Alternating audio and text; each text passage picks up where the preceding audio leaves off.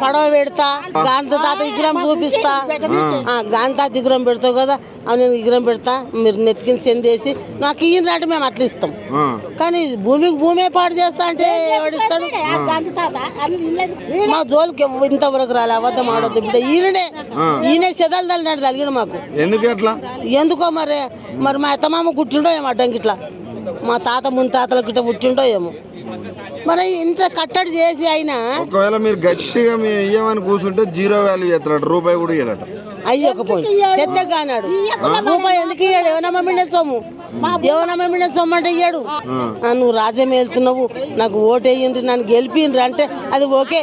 మళ్ళీ కూడా గెలిపిస్తారట మీరే?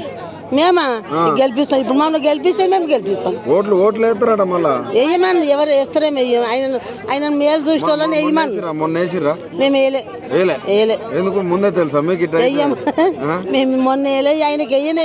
మా కేసీఆర్కే వేస్తాం, నేను ఉన్నమాట చెప్తున్నా. ఎందుకు? కేసీఆర్ మమ్మల్ని మంచిగా చూస్తున్నాడు, పింఛన్ ఇస్తున్నాడు, పేద పేరుకోలే పెళ్లిళ్ళు చేస్తున్నాడు. ఈయన ఇంకా 4,000 తులం బంగారం అనేగా? 4,000 తులం బంగారం అనే 4,000 నా పింఛన్ కూడా పోయింది. మా పెద్ద మనిషి వయసు అది లేవు, ఇవి లేవు, ఆ 2,000 కూడా లేవు.